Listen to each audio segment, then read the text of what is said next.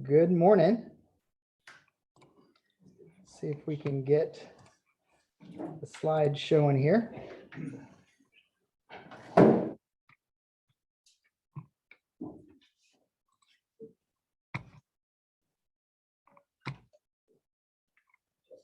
My fingers don't want to move today.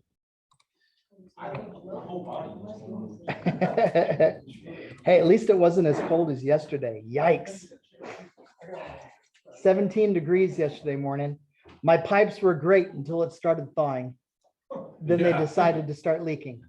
So I had a fountain and an ice cold. So I got to play master plumber yesterday afternoon, and at least what was different this year as opposed to last year, all of the PVC was sold out. So I still have T's where I needed L's and caps and all sorts of things. So I got to replace that properly this time. So how's everybody doing? Good.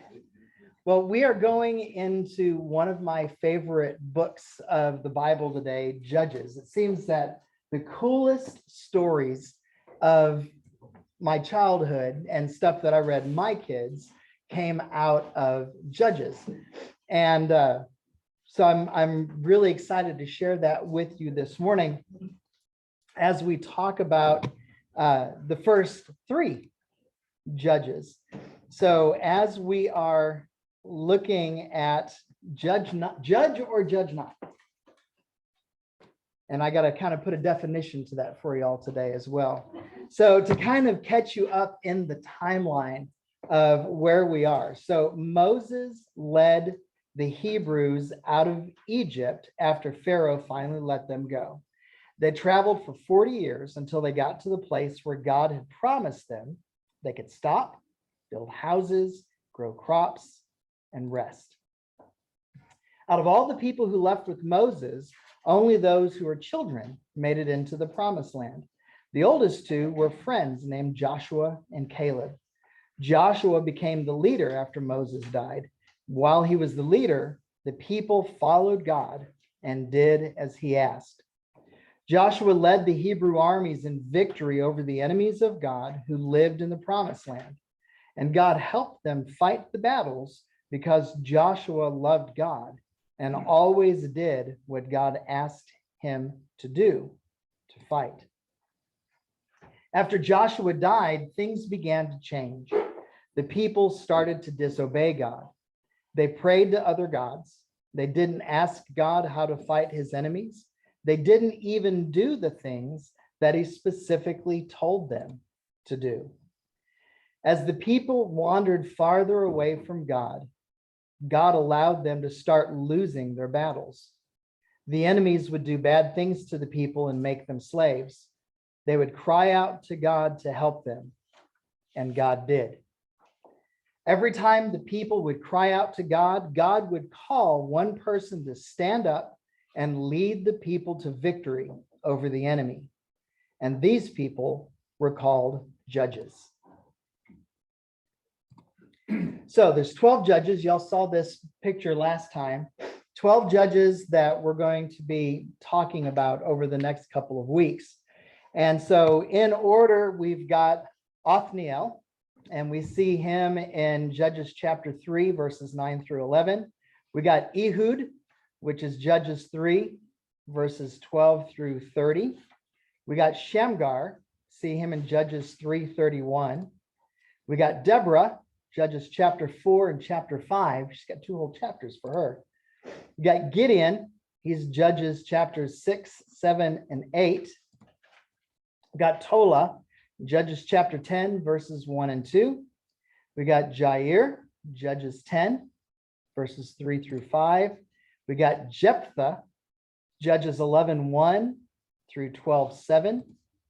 We got Ibzan, that's Judges 12, verses 8 through 10.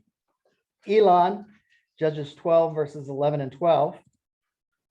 Abdon, Judges 12, verses 13 through 15. Samson, probably the one we're most familiar with. It's Judges chapters 13 through 16. So we're going to talk about each of those 12 judges probably over the next 3 or 4 weeks. So we're not going to jump back and forth Old Testament, New Testament, just because I want to hang out a little bit in Judges. So based on what you might remember from when you were a kid, or maybe even Bible studies or sermons, what do you know about the Judges? As needed basis. That's a very good way of putting it. So remember, up until this time, there was one leader that God had appointed for the Israelites, and they followed that leader. And of course, that long time in the wilderness, they were following Moses. Because of Moses' sin, he wasn't allowed into the promised land when the rest of the Israelites went in. And so he appointed another leader, but it was a leader of a different kind. Because if you remember, the promised land wasn't just an empty valley that they could just march into and start building houses. There was already people living there. And when the Israelites sent 12 spies into the land to check it out and to see what was going on, they came back with a report and they said, there's giants there. And we are like grasshoppers compared to them. So they knew that there was a task ahead of them. And really, it was a position where they had to decide, well, is this really the place that God wants us to go? Or was he mistaken?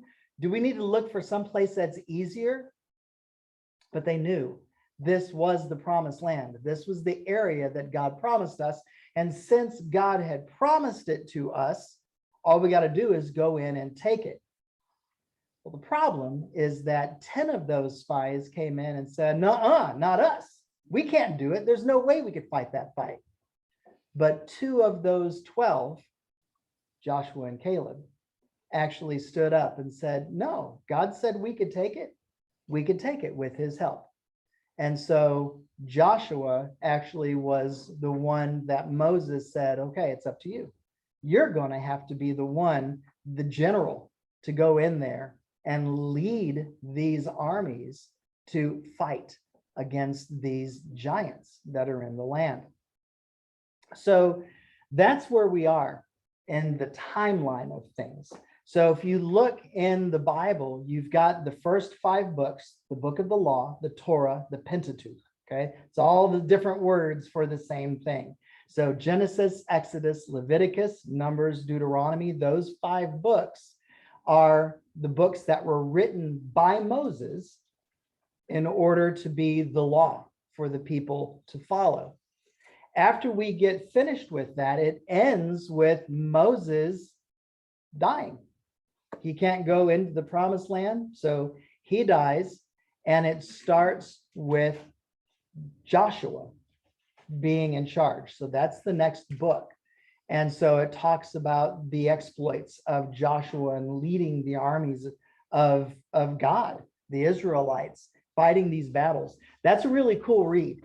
If you read the book of Joshua, it talks about these battles, and it's kind of neat because God will say, okay, I need you to go fight these people. And Joshua says, well, aren't these those giants that we were kind of warned against? And God says, don't worry, I've sent hornets ahead of you. So a swarm of hornets goes in there, wipes out all of the people, and then they just pretty much just march in and take everything that God had promised them. So God was fighting the battles, and it was just Joshua's responsibility to follow God's lead. Okay, really great stories. By the time we get to the end of Joshua, though, he's an old man. Caleb is already settled down on his property, and he's got a bunch of kids. Joshua is getting too old to command the armies, and he dies. And now there's a power vacuum. There's no one that's been appointed to take charge. So at this point, everybody is following what's called a theocracy. Now, what that means is everybody is supposed to be in tune with God, following God's lead, and doing the things that God is commanding them to do as a people. The problem is that we end up into this crazy cycle that repeats again and again and again. It starts with Israel serving the Lord, and then over time they fall into idolatry and they aren't following God anymore. At that point, God wants to get their attention. They get into a battle. They end up being enslaved by whoever this army is that's attacking them. Israel then says, oh, what have we done? We need somebody to help us. God then raises up a judge in order to rescue them from their captivity. Israel's delivered from the enemy. They've got years of peace again, and they follow God, and then they disobey God, and then they get a captivity again. They ask for somebody to rescue them. God has another judge, rescues them. They've got peace. They follow God, then they disobey God, and it just happens again and again and again. And it was really funny. I can't remember the context, but yesterday Mom was reading something in scripture, and she was talking about how, well, I guess they didn't learn their lesson. And this was something that was much later than Judges.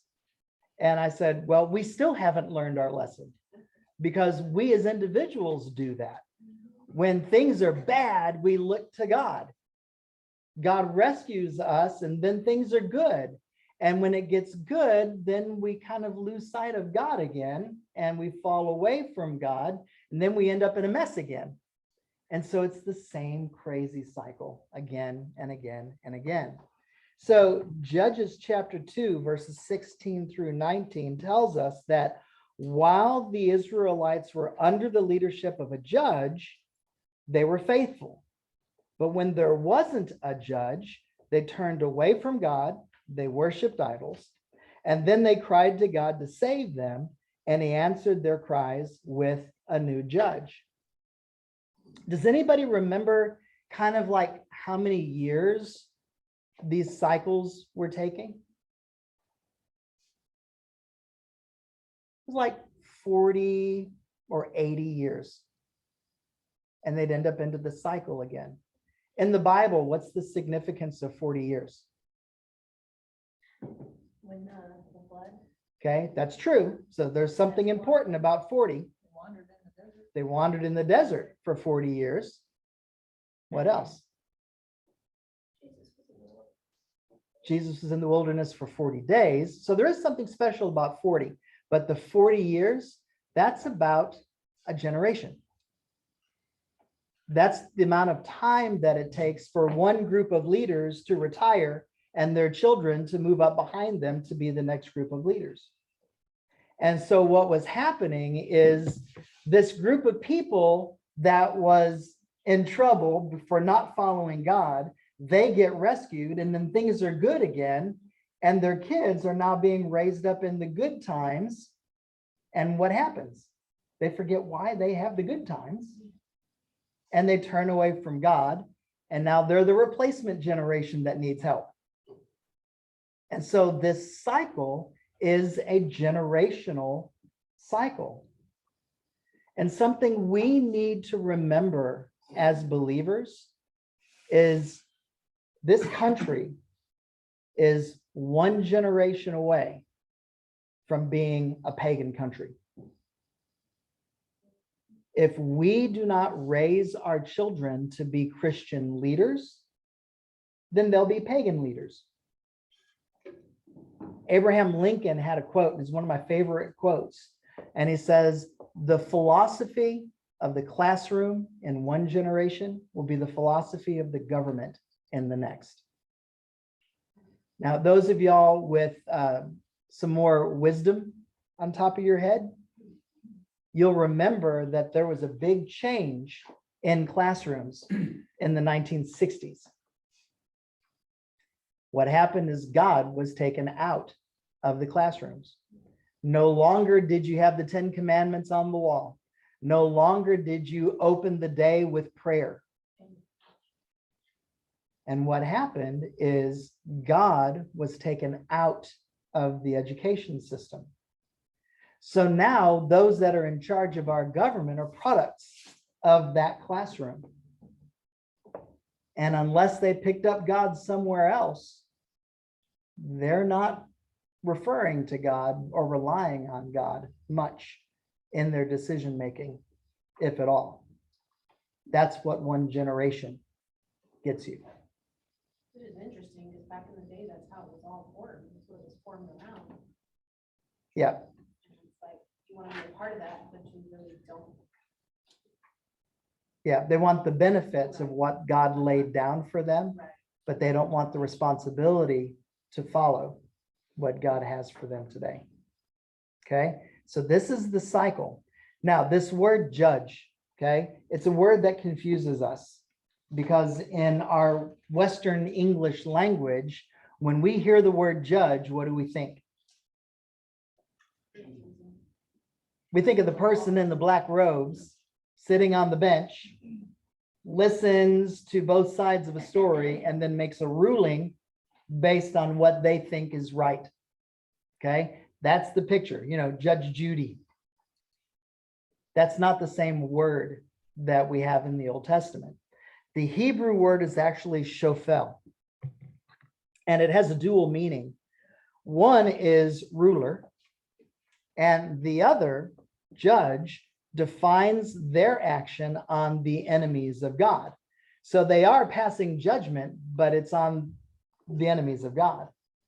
But their main purpose was to rally God's people together for a common cause in order to win the battle. Okay, so that's the kind of ruler it was. So this is a weird time in the organization of the Israelite people. Okay, we went from this theocracy, and then later when we get to Saul and David, we got a kingdom. So this is this time in between where they're not following God as a theocracy anymore, and they don't have a monarchy. And so this weirdness in between is this transition time where it's the judges that are actually leading the people. If you read through the book, one of the things that keeps on popping up is this person died, and over this many years, once again, the people were doing right in what was according to their eyes. So basically, they just did whatever they wanted to. This seems right, so I'll do it. And that's how they were falling away. They weren't doing what was right according to God's eyes. It's what was right according to their own thoughts, their own decision making. Okay, so that's what's going on here. All right, so let's jump in to our first judge, Othniel. Is there a question? Okay, Othniel. So we see Othniel in Judges chapter 3, verses 9 through 11. He was Caleb's younger brother, and he went to war for the people, and they had peace for 40 years. There's that 40. Peace for 40 years while he was a judge. So depending on the translation, they've got the relationship between Othniel and Caleb a little different. So the Israelites did evil in the Lord's sight. They forgot about the Lord their God. They served the images of Baal and the Asherah poles. Then the Lord burned with anger against Israel, and he turned them over to King Cushan Rishathaim. I guess that's pretty close. Of Aram Naharaim. This is why Mom said, don't make me read because I don't know those words. Yeah, I'm the same way. And the Israelites served Cushan for 8 years. But when the people of Israel cried out to the Lord for help, the Lord raised up a rescuer to save them. His name was Othniel, the son of Caleb's younger brother, Kenaz. The Spirit of the Lord came upon him, and he became Israel's judge. He went to war against King Cushan of Aram, and the Lord gave Othniel victory over him. So there was peace in the land for 40 years. Then Othniel, son of Kenaz, died. So you're going to see this kind of repeat itself time and time again. So the Israelites do evil. They forget about God. They serve foreign gods. They end up being attacked and then enslaved. During that enslavement, they cry out to God. God raises up an individual to lead the people against the oppressor. They beat the oppressor. They have peace. And then it starts over. Okay.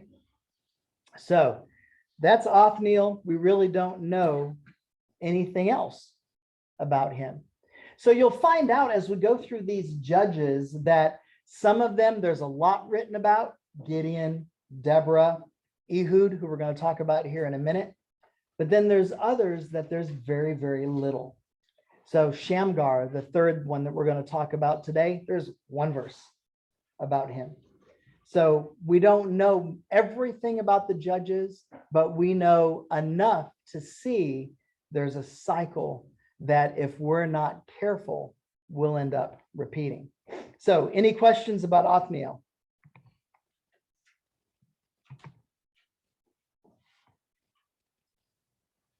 Okay.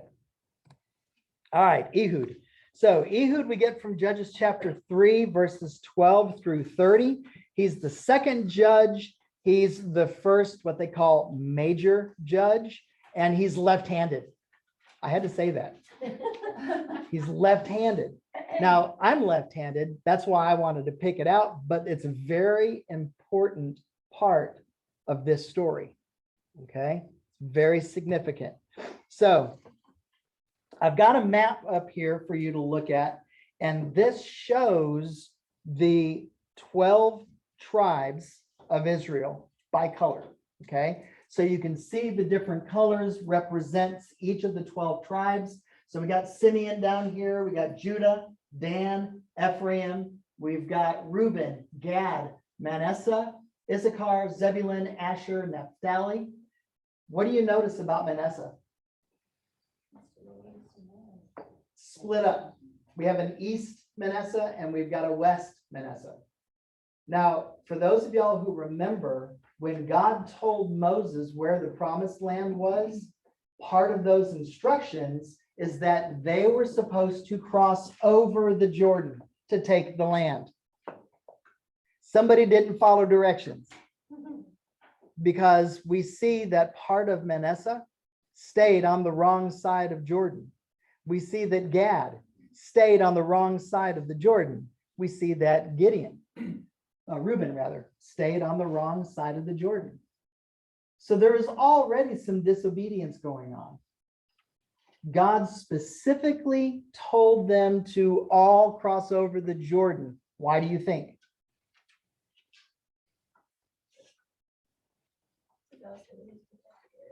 So we got two things. So one, that could have been an area of his protection. If you're outside of that area, you're no longer going to get the protection that he was going to give them. The other part of it, though, is God knew what was in front of them. God knew the battles that they were going to have to fight once they crossed the Jordan. And if we've got whole tribes that don't cross over, we're losing those warriors. We don't have those soldiers to help fight the rest of them, fight with the rest of them over on the other side of the Jordan. Now, Manasseh, they came back to Manasseh and said, hey, we got to fight these guys. Will you come help us fight? And some of them did, but some of them didn't. And that's why we end up with the tribe of Manasseh being split. So we've already got a problem. So why are they having the difficulties that they're having fighting these fights? Disobedience to God. God was very clear in what to do, and they decided that, no, this is good enough. The land is very pretty on the east side of the Jordan. They took what they thought was nice, but they didn't follow directions. So in each of these cases, you can see these white boxes, and they represent where the judges were when they rose up. So Othniel, Judges 3, 9 through 11, Samson, Ibzan, Deborah, Ehud, Abdon, Tola, Gideon, Eglon, Shamgar, Jair, Jephthah. So you can kind of see, so you can refer back to that. I'll put that map up each week so that you can kind of see where in the world we're talking about at that time. Okay, now look at what's at the bottom left-hand corner of that map. Who do we see down there? The people that they are always having problems with. Every time they got a problem with the kingdom, it's going to be the Philistines or the Amalekites, the Jebusites, the Amorites. And then over on the east side, we've got Edomites, Moabites, Ammonites, all those ites. Okay, there's probably some termites in there somewhere. So when we get to Ehud, this is verse 12. It says, once again, the Israelites did evil in the Lord's sight. And the Lord gave King Eglon of Moab control over Israel because of their evil.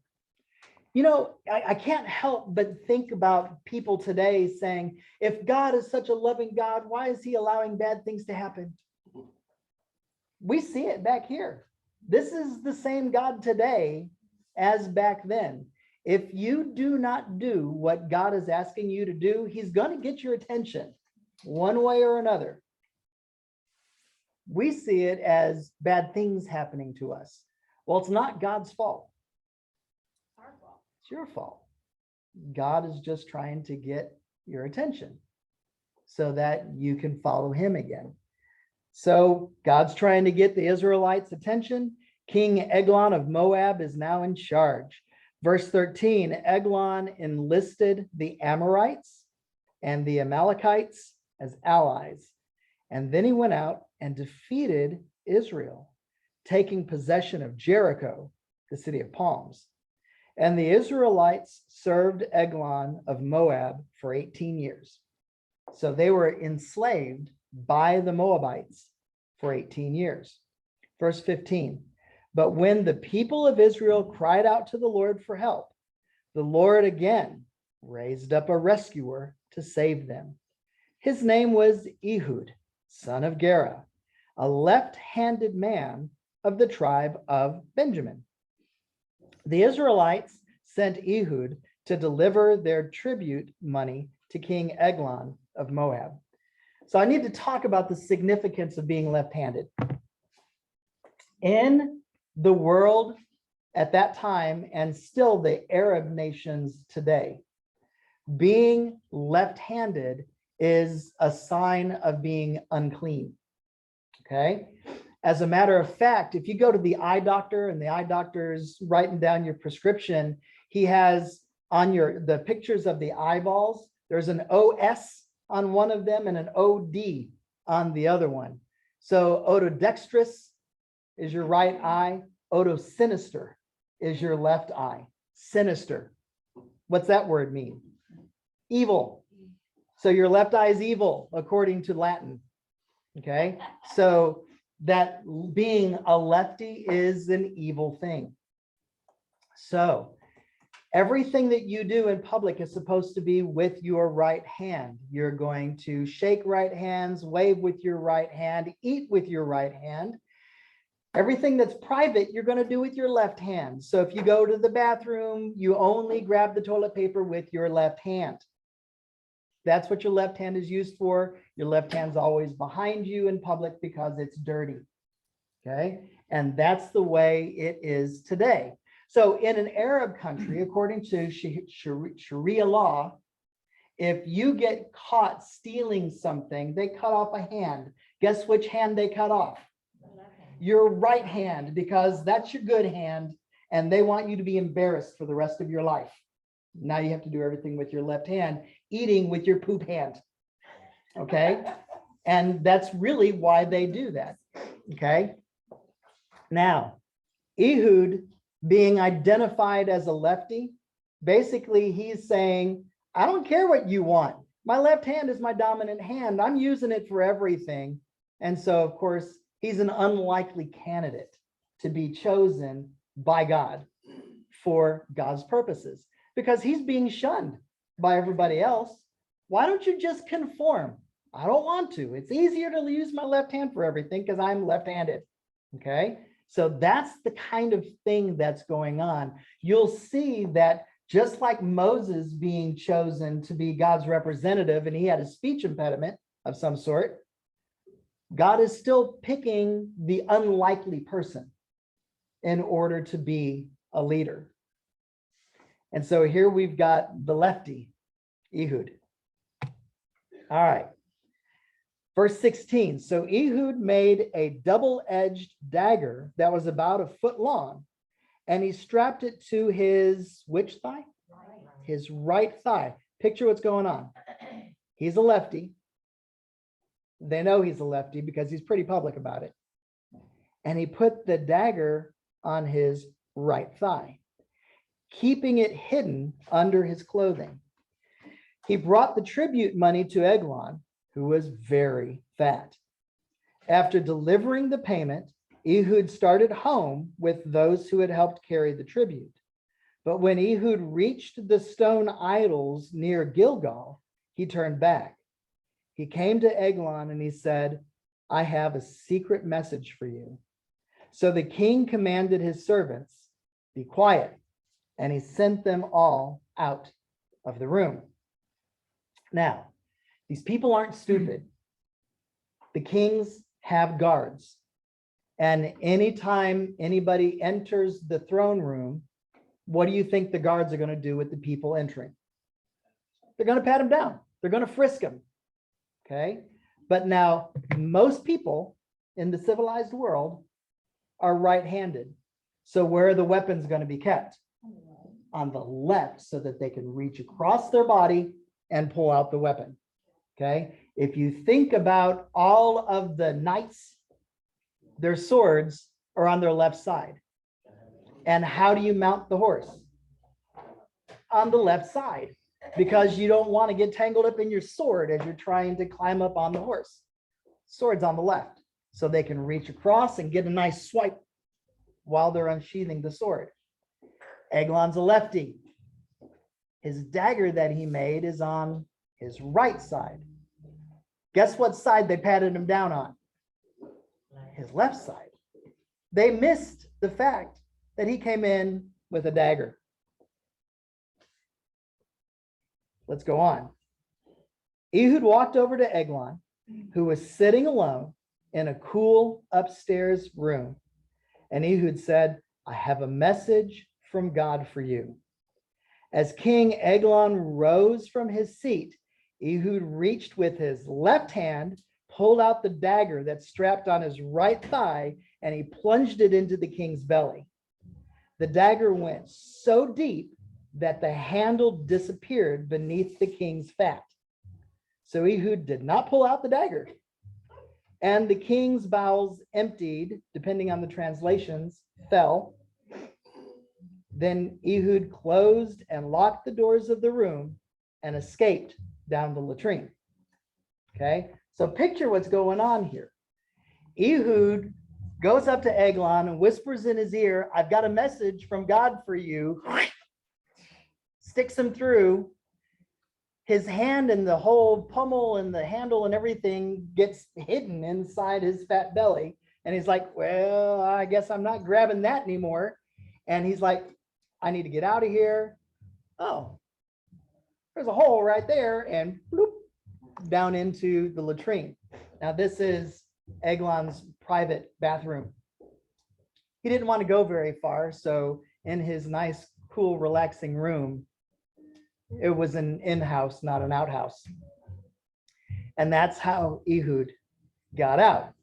Now, what's funny is after Ehud was gone, the king's servants returned and they found the doors to the upstairs room locked. They thought he might be using the latrine in his room, and so they waited. But when the king didn't come out after a long delay, oh, you done in there? They became concerned and they got a key. When they opened the doors, they found their master dead on the floor. They didn't see that there was a sword sticking out of him. And while the servants were waiting, Ehud escaped. passing the stone idols on his way to Seirah. And when he arrived in the hill country of Ephraim, Ehud sounded a call to arms. And then he led a band of Israelites down from the hills. Follow me, he said, for the Lord has given you victory over Moab, your enemy. So they followed him, and the Israelites took control of the shallow crossings of the Jordan River across from Moab, preventing anyone from crossing. They attacked the Moabites and killed about 10,000 of their strongest and most able-bodied warriors. Not one of them escaped. So Moab was conquered by Israel that day, and there was peace in the land for 80 years. Got 2 generations. Okay, so that's the story of Ehud. Lefty. Good to be left-handed. Okay, great story. It's really funny though, looking at the different translations. So basically what happened, normally when you get stabbed in the gut, that causes a perforation where your intestines can actually come out the front. Somehow though, the way that Ehud did it, all of his intestines basically came out the back. And so they were out this way, and he died.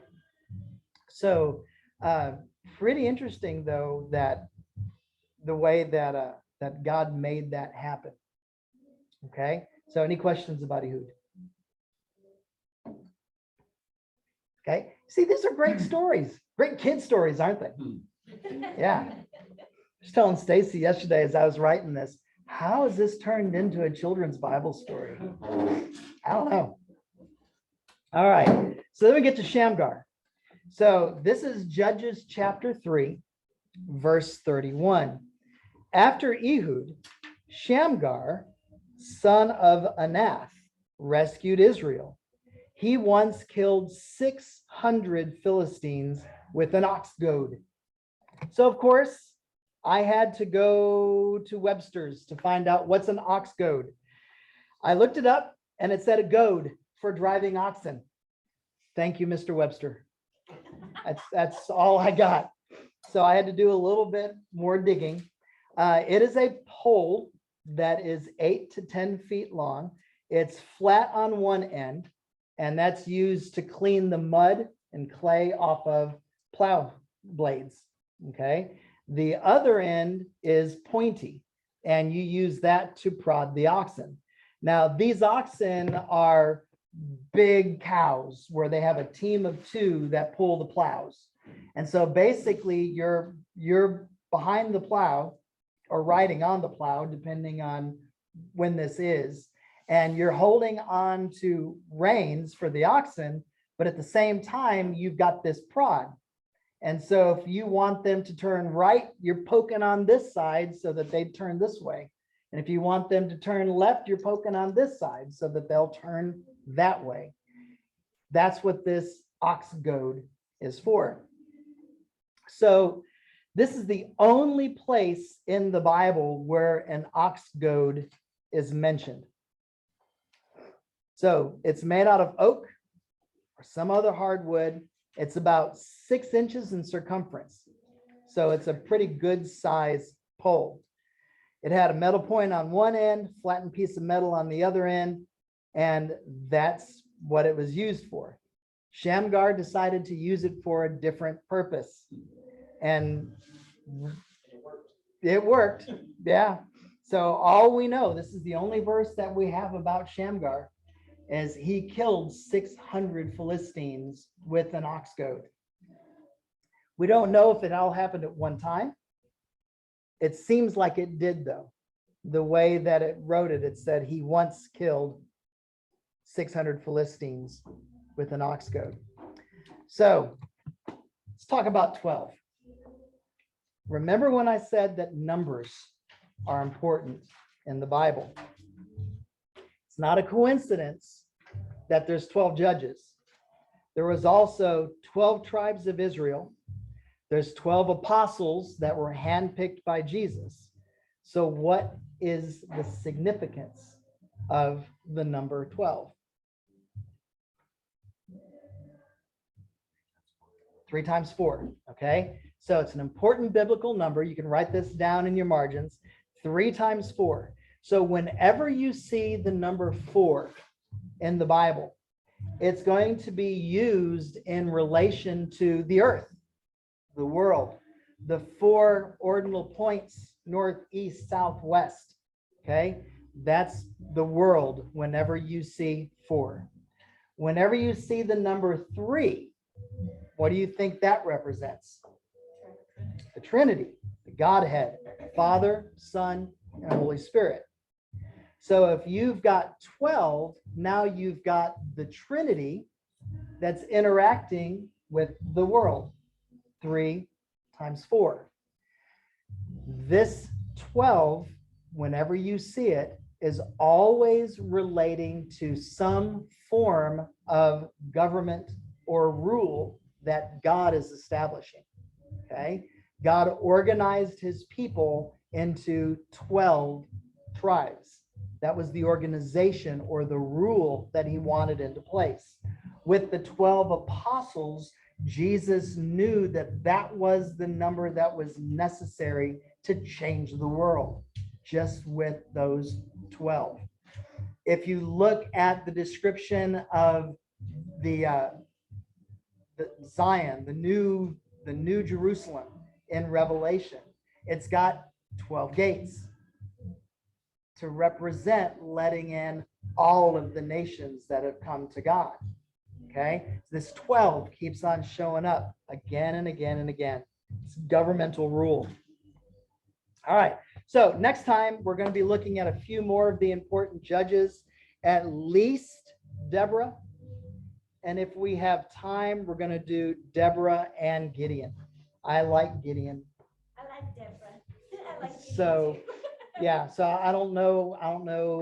I might hang out on Deborah just for the whole lesson. So any questions over anything today? My Bible has a reference that Shamgar was a contemporary of Deborah. Say again? That Shamgar was a contemporary of Deborah. So in chapter 5 in the Song of Deborah, verse 6, it says, in the days of Shamgar, son of Anath, in the days of jail, the highways were abandoned, travelers took winding paths, villagers in Israel will not fight. And no until I, Deborah, rose until I. Yeah. So when I was doing my research about the judges, I found tons of timelines where it would show the timeline of this about 400 years that was the period of the judges. And it shows you all of the judges and how they line up in order. And it does show those overlaps. So yeah, good stuff. I like maps and timelines. So, all right, that's all I've got for today.